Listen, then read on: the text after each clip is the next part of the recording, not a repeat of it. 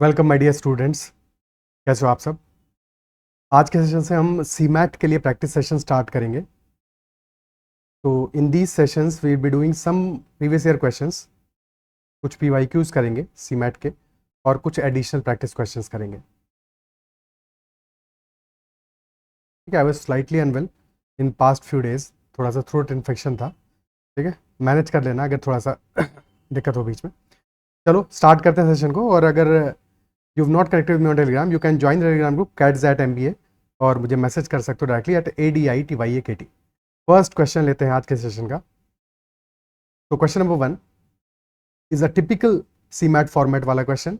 CMAT में अब previous years में एक ट्रेंड बन गया है कि कई सारे क्वेश्चंस आते हैं जहाँ पे कि दो स्टेटमेंट हमें गिवन होते हैं और हमें आइडेंटिफाई करना होता है दोनों में से कौन सा स्टेटमेंट करेक्ट है और कौन सा इनकरेक्ट है। बेसिकली एक क्वेश्चन में दो क्वेश्चन इंक्लूडेड रहते हैं।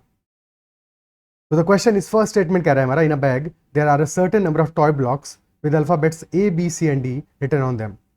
The ratio of blocks is in the ratio 4:7:3:1. If the number of A blocks is 50 more than the number of C blocks, then number of B blocks is 350. तो पहला statement क्या कह रहा है, हमारा ratio क्या गिवन है toy blocks का ABCD का। Ratio is 4:7:3:1 and then number of A blocks is 50 more than number of C blocks. A और सी के बीच का डिफरेंस कितना है? अगर 4 यूनिट्स हमारे ए ब्लॉक्स हैं, 3 यूनिट सी ब्लॉक्स हैं, दोनों के बीच का डिफरेंस 1 यूनिट का है and that 1 unit is equal to 50 blocks. And if that is so, number of B blocks कितने होंगे? 7 यूनिट होंगे, यानी कि 7 इंटू 50 350 होंगे। सो क्लियरली फर्स्ट स्टेटमेंट हमारा करेक्ट स्टेटमेंट है। और अगर फर्स्ट स्टेटमेंट करेक्ट है तो डेफिनेटली ऑप्शन बी आंसर नहीं हो सकता है और ऑप्शन डी भी आंसर नहीं हो सकता है। सेकेंड स्टेटमेंट कह रहा है, in a mixture of 45 litres the ratio of water to milk is 1:2। तो वाटर और मिल्क का रेशियो कितना है? 1:2 का है। तो अगर 1 यूनिट वाटर है और 2 यूनिट्स हमारा मिल्क है, टोटल मिला के हो गया 3 units and this 3 unit is equal to 45 litres. अगर 3 यूनिट 45 लीटर है यानी कि 1 यूनिट हो जाएगा 15 लीटर्स। तो डेफिनेटली वाटर हमारा 15 लीटर्स है और मिल्क है 30 litres. Then 30 litre water is additionally added to the solution. Already 15 litre 30 litre और ऐड किया, अब हो गया टोटल हमारा 45 लीटर्स वाटर हो गया और 30 लीटर्स है मिल्क, यानी कि रेशियो हो गया 45:30 का, जो बन गया हमारा रेशियो 2:1 का। तो डेफिनेटली सेकंड स्टेटमेंट भी हमारा करेक्ट है। Both statements are correct. Option A will be the answer. Is that clear? ठीक है, next question, question number 2। Neha has 10 bangles of different colors which she wants to distribute among her 2 sisters and herself. तो नेहा अपनी 2 sisters अपने बीच में, उसके पास 10 bangles हैं, चूड़ियां हैं, जिनको डिस्ट्रीब्यूट करना चाहती है। उसका पर्पस क्या है? She intends to keep 50% of the bangles for herself, यानी कि नेहा के पास, खुद के पास she will be keeping 5 bangles, 50% यानी कि 5 bangles. And then she will be dividing the remaining in such a way that Meena gets 1 more bangle than Kajol. तो काजोल +1 इतनी रहेंगी मीना के पास में। डेफिनेटली 5 बैंगल्स अगर नेहा के पास में 5 बच गई हैं और मीना के पास काजोल से एक ज़्यादा है, यानी कि काजोल के पास 2 बैंगल्स होंगे और मीना के पास 3 बैंगल्स होंगी। तो 5, 3 and 2 this should be the ratio या एक्चुअल नंबर, बिकॉज 10 बैंगल्स ही है। क्वेश्चन पूछा, in how many ways can she divide the bangles. Total 10 bangles हैं और सारी की सारी डिफरेंट बैंगल्स हैं। तो एक तरीका हो सकता है 10C5 तरीके से she can choose the bangles, जो कि नेहा को अपने पास में ही रखनी है। ठीक है, अब 10C5 तरीके से जैसे ही वो अपने लिए बैंगल्स को चूज कर लेती है, 5 बैंगल्स बच जाती हैं और उसमें से कोई 3 बैंगल्स वो मीना के लिए चूज कर ले। तो 5C3 तरीके से she can choose the bangles for Meena, बची हुई 2 बैंगल्स तो काजोल को मिल जाएगी 2C2 तरीके से, यानी कि एक ही तरीका है उसका। तो ठीक है, तो क्लियरली हमारे पास नंबर ऑफ मेथड्स आ गए 10C5 इंटू 5C3। अब चाहो तो 2C2 लिख लो, अदरवाइज मत लिखो, 2C2 तो 1 ही आएगा क्योंकि बची हुई 2 में से दोनों चूज करनी है, तो एक ही तरीका होगा। तो 10C5 की वैल्यू क्या आ जाएगी? That will be 10 into 9 into 8 into 7 into 6 और डिनोमीटर में आएगा 5 into 4 into 3 into 2 into 1, that is 10C5। और 5C3 हमारा होगा 5C3 is equal to 10, 5C3 is equal to 5C2, that is equal to 10।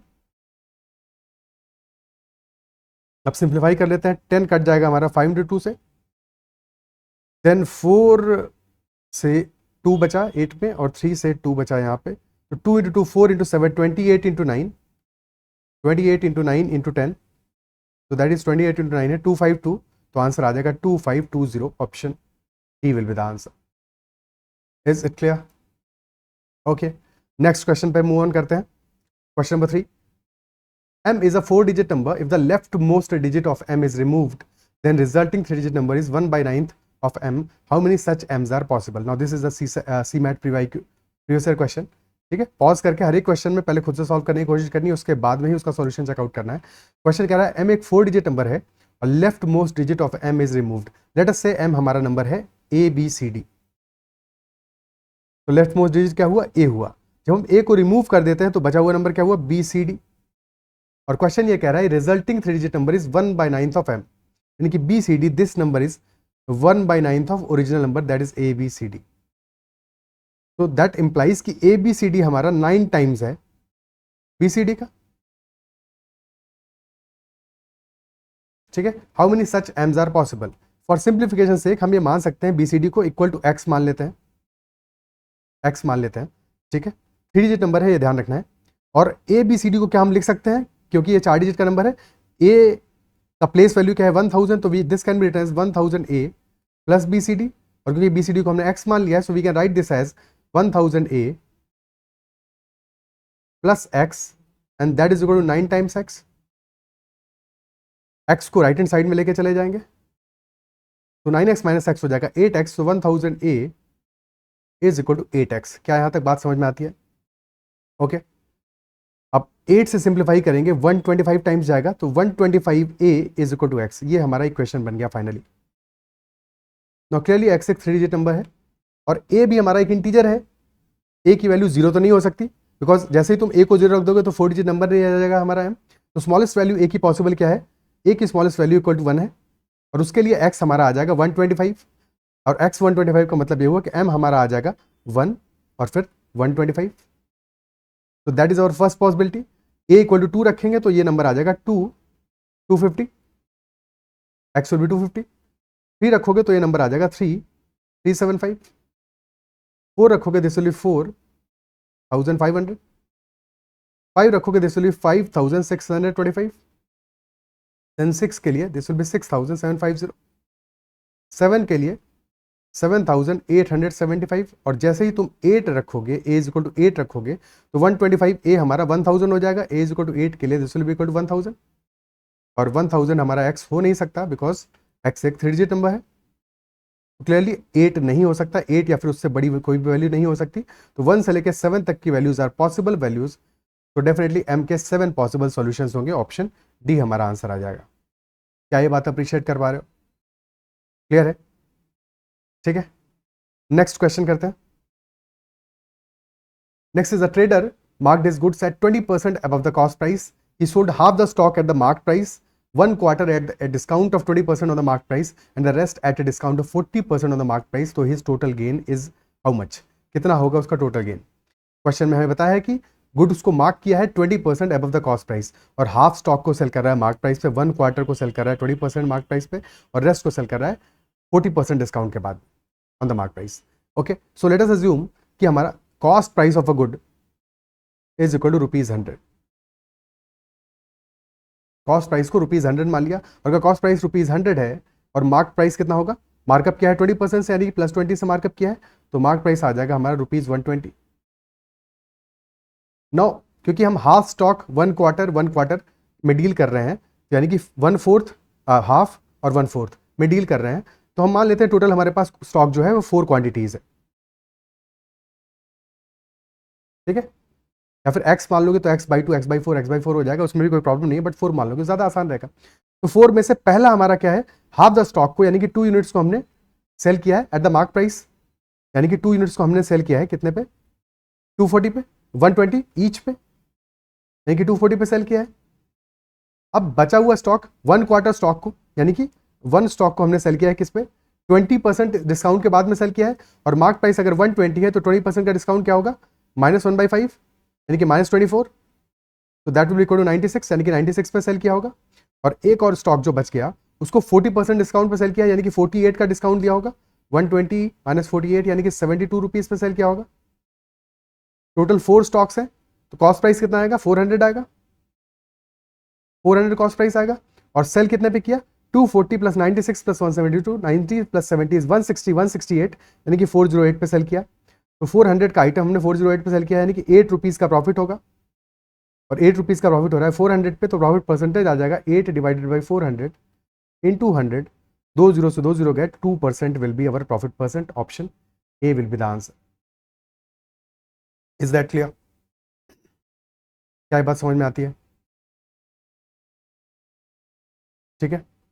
Second way क्या हो सकता है इसी क्वेश्चन को सॉल्व करने का, कि 20% का मार्कअप किया था हमने, 120 हमारा मार्क प्राइस था, और हाफ द स्टॉक को हमने सेल किया है, 1/2 स्टॉक को हमने सेल किया है मार्क प्राइस पे, यानी कि 120 पे ही सेल किया है. 1/4 यानी कि 1/4 स्टॉक को हमने सेल किया है 20% डिस्काउंट पे, यानी 120 पे 20% डिस्काउंट दे दोगे, बचा कितना 96. और 1/4 सेल किया है हमने 40% डिस्काउंट पे, 120 माइनस 48 यानी कि 72 पे. अब यहां पे तुम्हें रेशियो लेना पड़ेगा इन वैल्यूज का. ठीक है, रेशियो लेने के क्या करो, 2 और 4 और 4, यानी कि डिनोमिनेटर का एलसीएम लेके मल्टीप्लाई कर दो, 4 से मल्टीप्लाई कर दोगे 2:1:1 आ जाएगा. और अब इसके बाद हम वेट एवरेज ले लेंगे.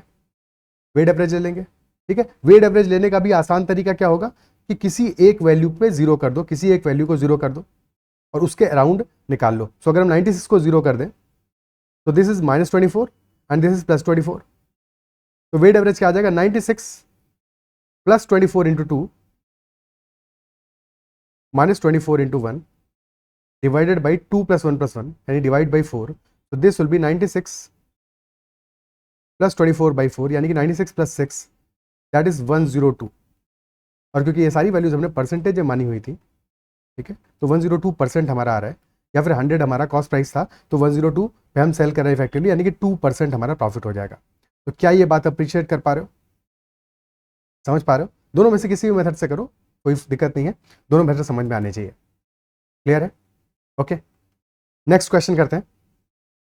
Next is the ratio of ages of father and daughter at present is 3:1. At present father और डॉटर की एज का रेशियो है 3:1 का. 4 years ago the ratio was 4:1. हमेशा ध्यान क्या रखना है, जब भी हम रेशियो ले रहे हैं, जिस तरह से एज का रेशियो ले रहे हैं, तो यहाँ पे क्या है, 4 साल पहले जो एज का डिफरेंस होगा वही सेम एज का डिफरेंस अभी भी होगा. तो हमारा जो रेशियो की वैल्यूज है 3:1 और 4:1, यहाँ पे जो गैप है वो हमें सेम करना होगा. पहले वाला रेशियो 3:1 का है और बाद वाला रेशियो है 4:1 का. ये बाद वाला यानी 4 years ago है, 4 years ago का है, यानी कि 4 साल पहले का है रेशियो. डिफरेंस पहले वाले में आ रहा है 2 यूनिट्स का, बाद वाले में आ रहा है 3 यूनिट्स का. तो फर्स्ट वाले में मल्टीप्लाई कर दो 3 से ताकि गैप सेम हो जाए, और सेकंड वाले में मल्टीप्लाई कर दो 2 से. पहला वाला रेशियो आ गया हमारा 9:3 और सेकंड रेशियो आ जाएगा 4 2 8, 8:2 का. और क्लियरली ये हमारा 4 साल पहले की कहानी है, तो 8 से 9 पे गया, यानी कि 1 यूनिट हमने ऐड किया है, 1 यूनिट ऐड किया, और ये 1 यूनिट कितना है, 4 ईयर्स के बराबर है. This is equal to 4 years. तो एट प्रेजेंट फादर की एज क्या होगी, 9 × 4, फादर की एज आ जाएगी 36 ईयर्स, और डॉटर की एज आ जाएगी 4 × 3 यानी कि 12 ईयर्स. बट क्वेश्चन प्रेजेंट के लिए नहीं पूछ रहा है, क्वेश्चन पूछ रहा है average age of the father and daughter 2 years hence, यानी कि 2 साल बाद. तो फादर की एज 2 साल बाद हो जाएगी 36 + 2, डॉटर की हो जाएगी 12 + 2, 36 + 2 38 + 14 52 ईयर्स. सम आ गया, but question is asking about average. Average आ जाएगा 52 divide by 2, that is 26 years. Is it clear? तो 26 ईयर्स हमारा एज आ जाएगा, एवरेज एज आ जाएगा फादर और डॉटर का. नेक्स्ट क्वेश्चन करते हैं.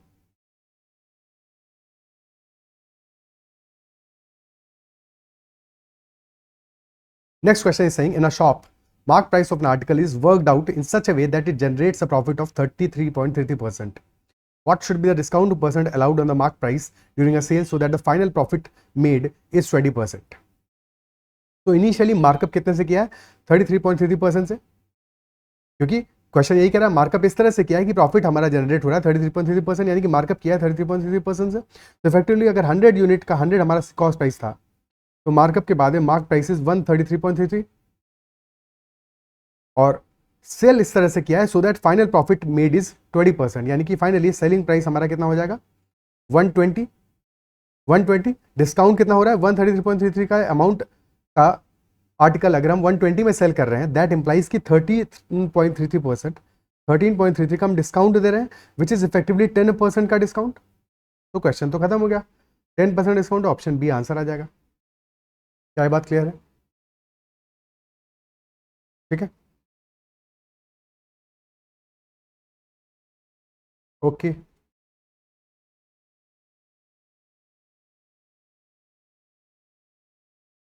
नेक्स्ट क्वेश्चन करते हैं.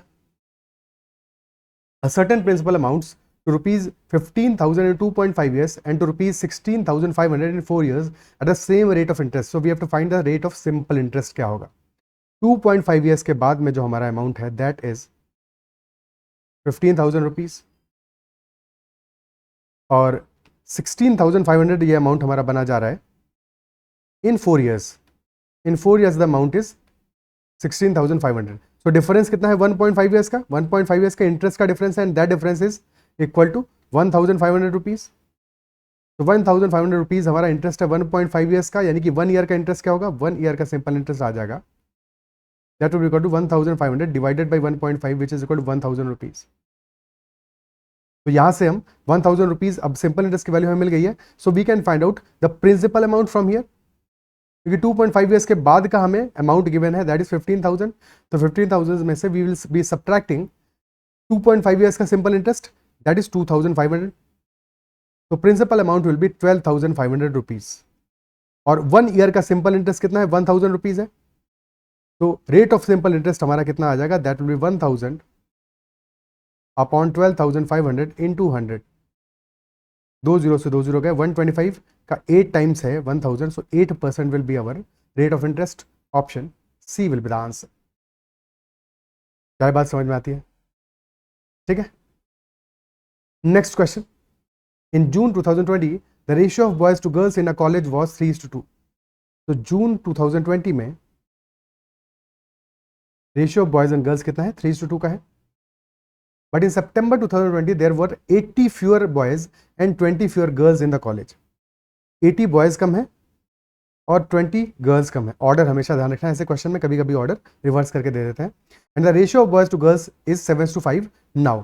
कब? सितंबर में. The ratio is 7:5. कैसे करेंगे? पहले हमारा इनिशियल रेशियो है 3:2 का और फाइनल रेशियो है 7:5 का और नंबर्स में सब्ट्रैक्ट किया है. तो एज्यूम कर लेते हैं कि बॉयज हमारे 3x हैं, गर्ल्स हैं 2x और बॉयज फाइनली हो जाएंगे 3x minus 80 and girls finally are 2x minus 20 और रेशियो फाइनली आ रहा है 7:5 का. That is equal to 7/5. Cross multiply कर दोगे तो 3x into 5 that is 15x minus 400 that is equal to 14x minus 140. 15x minus 14x यानी कि x will be equal to 400 minus 140 260. Question क्या पूछ रहा है? Total number of students in the college in June 2020, यानी initial number पूछ रहा है that is equal to 3x plus 2x which is equal to 5x और x अगर 260 है तो 5x आ जाएगा 1300. Option D. Okay. Next question. A certain amount of money invested at 10% per annum compound interest for 2 years became rupees 2,000. So what is the initial investment?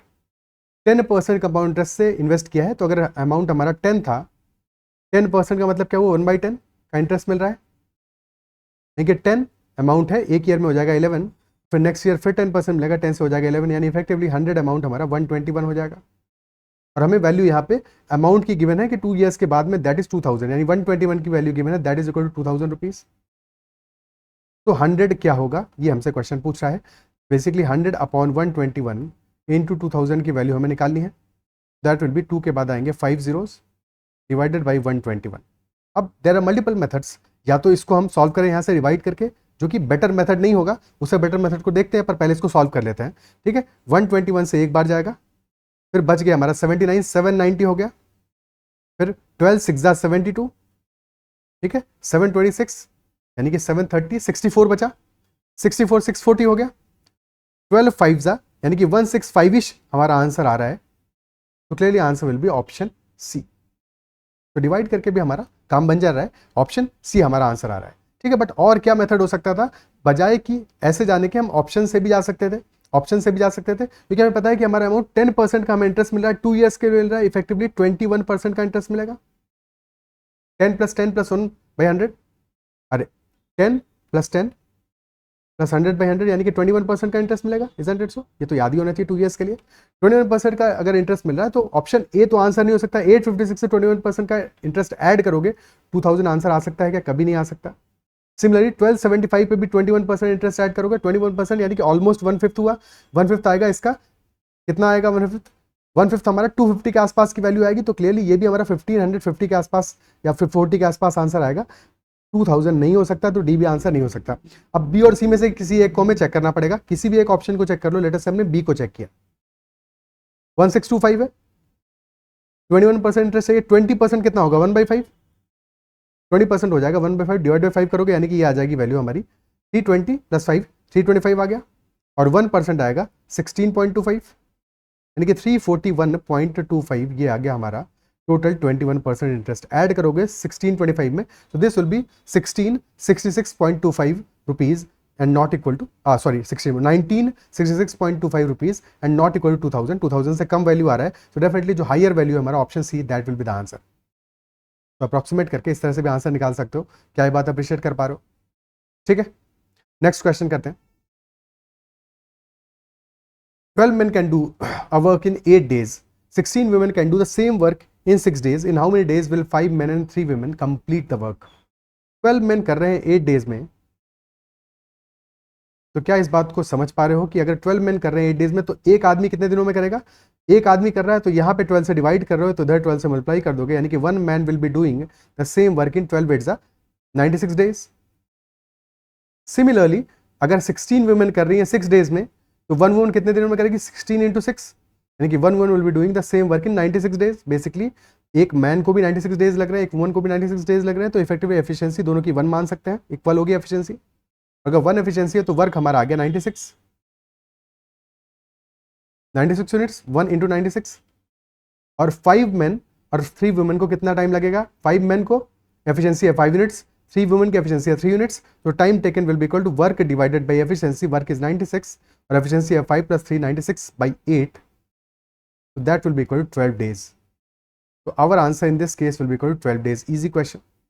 Option B is the answer. Clear है? Next question.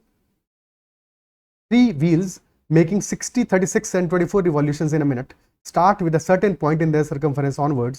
Find when they will again be together in the same position for the first time. First wheel revolution कर रहा है 60 revolutions in a minute, second कर रहा है 36 revolutions in a minute, third कर रहा है 24 revolutions in a minute. So time period निकालते हैं, एक रिवॉल्यूशन में कितना टाइम लग रहा है एक व्हील को। एक मिनट में कहानी दी हुई है, तो 60 सेकेंड्स में कन्वर्ट कर लेते हैं। ठीक है, तो wheel number 1, wheel number 2, wheel number 3, wheel number 1 को टाइम कितना लग रहा है? 60 रिवॉल्यूशंस कर रहा है 60 मिनट 60 सेकेंड्स में, यानी कि एक रिवॉल्यूशन में टाइम लगेगा 60/60, ऊपर सेकेंड्स है नीचे रिवॉल्यूशन है। ठीक है, ये ध्यान रखना है, उल्टा नहीं डिवाइड कर देना है। तो 60 सेकेंड में 60 रिवॉल्यूशंस कर रहा है, यानी कि एक रिवॉल्यूशन में कितना टाइम लगने वाला है? 1 सेकेंड का। ठीक है, टाइम पर रिवॉल्यूशन।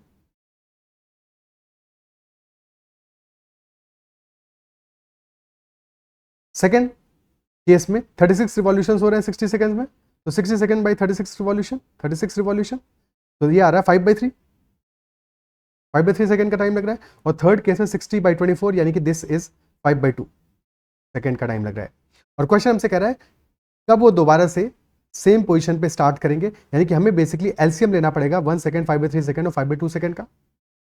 कब वो वापस से स्टार्टिंग पॉइंट पे आएंगे? एलसीएम कैसे लेंगे? फ्रैक्शंस का कभी भी एलसीएम लेना है तो हमेशा ध्यान रखना है, जब भी एलसीएम लोगे, अगर फ्रैक्शंस है हमारे a/b और c/d, तो ध्यान रखना है हमेशा हम एलसीएम लेंगे न्यूमरेटर की वैल्यूज का, यानी a और c का एलसीएम लेंगे, और हमेशा HCF लेंगे डिनोमिनेटर की वैल्यूज का। लेकिन इससे पहले हम सारे के सारे फ्रैक्शंस को सिंप्लीफाई करेंगे, यानी कि अगर हमारा फ्रैक्शन 2/4 मेंशन्ड होगा तो एलसीएम लेने से पहले इसको 1/2 करेंगे, उसके बाद में एलसीएम लेंगे। ये बहुत इंपॉर्टेंट बात है, इसको भी ध्यान रखना है। तो ये हमारे सिंप्लीफाइड फॉर्म्स में सारे के सारे, तो एलसीएम क्या आ जाएगा इनका? LCM will be equal to LCM of 1, 5 and 5, basically 1 second क्या है 1/1 है, 1, 5 और 5 का एलसीएम आ जाएगा 5, और डिनोमिनेटर में 1, 3 और 2 का HCF आ जाएगा 1, यानी कि 5 सेकेंड्स में फिर से ये दोबारा सेम पोजीशन पे आएंगे। और मिनिमम टाइम पूछ रहा है, फर्स्ट टाइम के लिए पूछ रहा है, तो आंसर विल बी 5 सेकंड। अगर कब कब आएंगे ये पूछता तो 5 सेकंड भी आंसर होता, और उस केस में 10 सेकंड भी आंसर होता, 5 के किसी मल्टीपल में आंसर होता हमारा। क्लियर है? बट फर्स्ट टाइम पूछ रहा है तो ऑप्शन बी आंसर होगा। Okay, next question. If the sum of n terms of the series 2 cube plus 4 cube plus 6 cube and so on is 3528, तो n की वैल्यू क्या होगी? n की वैल्यू क्या होगी? 2 cube plus 4 cube plus 6 cube. हमें क्या पता है? हमें यह पता है कि अगर हम फर्स्ट एन टर्म्स के क्यूब्स का सम करते हैं, फर्स्ट एन टर्म्स के क्यूब का सम करते हैं, तो फॉर्मूला आता है हमारा n into n plus one by two का whole square which is equal to n square into n plus one square divided by 4, isn't it so? But यहाँ पे तो 2 क्यूब 4 क्यूब 6 क्यूब हो रहा है, तो क्या हम यहाँ से 2 क्यूब कॉमन ले सकते हैं? अगर हम 2 क्यूब को कॉमन ले लेते हैं, अंदर क्या बच जाएगा? अंदर बच जाएगा 1 cube plus 2 cube plus 3 cube till n cube, क्योंकि n टर्म्स है। और अब इस टर्म का, term in the bracket, sum in the bracket का फॉर्मूला हमें पता है, so now we can write 2 cube तो हो गया 8 and this value will be n into n plus one by two का whole square and this sum is equal to 3528। 8 से काट देते हैं, 8 4 जा 32, अगेन 4 आएगा, फिर 1 आएगा, 441 आ गया विच इज 21 का square and this is also perfect square. So basically we can write n into n plus one by two is equal to 21। ध्यान ये देना है कि अगर ये कोई जनरल नंबर होता है, x होता है, यहाँ पे कोई वेरिएबल होता है, तो clearly n into x square is equal 21 square में हमारा सॉल्यूशन आता है प्लस 21 एंड माइनस 21। लेकिन यहाँ पे हम क्लियरली ले रहे हैं n टर्म्स का सम, यानी कि n into n plus one by two हमेशा पॉजिटिव आएगा एंड दैट इज वाई हम सिर्फ और सिर्फ प्लस 21 को सॉल्यूशन लेंगे, ठीक है। बट अदरवाइज इन जनरल हमें माइनस 21 भी लेना पड़ता। तो यहाँ पे n into n plus one by two आ गया 21, तो n into n plus one आ गया इक्वल टू 42। तो clearly n will be equal to 6, n plus one equal to 7, तो n इज इक्वल टू 6 हमारा आंसर आ जाएगा, option A will be the answer. Okay again अगर ये n नहीं होता है, यहाँ पे कोई जनरल वेरिएबल होता है जो कि निगेटिव भी हो सकता है, तो उस केस में फिर हमारा n इज इक्वल टू -7 भी आंसर होता है, -7 इंटू -6 से भी 42 आता है। छोटी छोटी बातें जिनको भी ध्यान रखना, बिकॉज ये क्वाड्रेटिक इक्वेशन बन रहा है, 2 सॉल्यूशन आएंगे, ठीक है। बट ये सेकंड वाला सॉल्यूशन रिजेक्ट करना है हमें, बिकॉज n एक नेचुरल नंबर है। Clear? Okay next question. A certain sum invested on compound interest compounded annually amounts to rupees 5040 in 3 years. If the rate of interest is 20%, 50% or 40% for the first year, second year and third year respectively, then we have to find the value of the initial sum invested. Initial sum की value क्या होगी? First year में हमें rate of interest कितना मिला? 20% का, 20% का rate of interest मिल रहा है, यानी कि 1/5 का, यानी कि अमाउंट अगर 5 है तो एक ईयर के बाद में हो जाएगा 6। सेकेंड ईयर में रेट ऑफ इंटरेस्ट मिला 50% का, यानी कि 1/2 का, यानी कि अमाउंट अगर हमारा 2 है तो after 1 year this will be equal to 3। और थर्ड ईयर में रेट ऑफ इंटरेस्ट मिला है 40% का, यानी कि 2/5 का, यानी कि 5 पे 2 का इंटरेस्ट मिला, यानी कि अमाउंट अगर 5 है तो after 1 year this will be equal to 7। Effectively 5 into 2 into 5 this is equal to 50 and this is 7 into 6 into 3 यानी 126। तो अगर अमाउंट 50 है, इनिशियल अमाउंट 50 है, तो 126 हो जाता है आफ्टर 3 ईयर्स। और हमें फाइनल अमाउंट की वैल्यू गिवन है, दैट इज 5040, यानी 126 की वैल्यू गिवन है। तो 126 से काटोगे कितने टाइम जाएगा? दिस विल गो 40 टाइम्स जाएगा, यानी 126 इंटू 40। तो प्रिंसिपल अमाउंट कितना हो जाएगा? That will be 50 into 40, so that will be equal to 2000 rupees. 2000 rupees, यानी कि option B will be the answer. क्या बात क्लियर है? ओके ठीक है, यही बात ऐसे भी लिख सकते थे, एक ही तरीका है, लिखने का तरीका बस अलग है कि प्रिंसिपल में अगर मैं फर्स्ट ईयर में इंटरेस्ट 20% मिल रहा है, यानी कि अमाउंट हो जाएगा 6/5, फिर नेक्स्ट ईयर मिला 50%, अमाउंट हो जाएगा 3/2, उसका नेक्स्ट ईयर मिला 40%, यानी कि अमाउंट हो जाएगा 7/5। यही सेम चीज फ्रैक्शन में लिखना एंड टोटल अमाउंट हमारा फाइनली हो रहा है 5040। आप सिंप्लीफाई कर दो तो 7 से काट लो सबसे पहले, 7 7 जा 49, 720 हो गया, ठीक है। 6 3 जा 18 से काटोगे 40 बचेगा, और फिर 40 में मल्टीप्लाई कर दो 50 से, आंसर आ जाएगा 2000। जिस भी तरीके से कंफर्टेबल हो, दोनों बातें एक ही हैं, दोनों तरीकों में कोई भी डिफरेंस नहीं है किसी भी तरह का। Clear? Next question. A shopkeeper made a 25% profit when selling a quilt. If the quilt had been acquired for 10% less and sold for an additional ₹24, the shopkeeper would have gained a 50% profit. Shopkeeper now purchases the quilt at its original cost, marks up the price by 40% and provides a 10% discount to the customer. So what is the final selling price of the quilt? Basically shopkeeper क्या कर रहा है? Initially 25% profit बनाता है जबकि वो cell करता है क्विल्ट को, ठीक है। 25% प्रॉफिट बनाता है, यानी कि अगर 100 का क्विल्ट है हमारा तो 125 पे वो सेल करता है। सीपी अगर 100 है तो सेलिंग प्राइस हमारा 125 होगा। Is it clear? ठीक है। If the quilt had been acquired for 10% less, अगर 100 की बजाय 90 पे एक्वायर किया होता क्विल्ट को and then it was sold for an additional ₹24, तो शॉपकीपर को कितना प्रॉफिट होता? 50% का प्रॉफिट होता। यानी कि 90 पे अगर परचेज करता है तो प्रॉफिट होता 50% का, और 50% कितना आएगा? 50% विल बी इक्वल टू कितना? दैट विल बी 45, यानी कि 90 प्लस 45 दैट इज 135। ध्यान ये देना है कि ये वैल्यूज हमारी रुपीज में नहीं है, ठीक है, ये वैल्यूज हमारी रुपीज में नहीं है, these are not in rupees. और फिर एडिशनल 24 पे अगर सेल करता है तो 10% लेस पे एक्वायर करता है और एडिशनल 24 पे सेल करता है तो शॉपकीपर को 50% का प्रॉफिट होता है। 125 की बजाय अगर 135 पे सेल करता है तब उसको 50% का एडिशनल प्रॉफिट होता है, यानी कि 10 यूनिट एडिशनल पे किया। अब चाहे तो तुम्हें कंफ्यूज हो रहे हो तो 100x 125x इस तरह से x मान लो, 90x 135x। तो अगर 135x पे सेल करता है यानी 10x ज़्यादा पे सेल करता है तब उसको 50% का प्रॉफिट होता है। और हमें दिया है एडिशनल ₹24, यानी कि 10x की वैल्यू कितनी है, that is equal to ₹24। So 10x अगर इक्वल टू ₹24 है तो 100x कितना आ जाएगा, that will be 10 times, isn't it सो? अगर 10x 24 है तो 100x कितना आ जाएगा, दैट विल बी 240 रुपीज। तो कॉस्ट प्राइस हमारा आ गया 240 रुपीज। और फिर क्वेश्चन हमसे कह रहा है कि if the shopkeeper now purchase the quilt at its original cost, यानी कि 240 रुपीज कॉस्ट प्राइस पे ही परचेज करता है, but marks up the price by 40% यानी कि 96 रुपीज से मार्कअप करता है तो हो जाएगा 336 rupees, that is our mark price, and then gives a discount of 10%। तो 10% कितना आ जाएगा, -33.60। तो फाइनली हमारा selling price will be equal to 336 minus 33.60, so that is 302.40 rupees. This will be our selling price. Option D will be the answer. Is it clear? Okay. So 302.40 will be the answer in this case.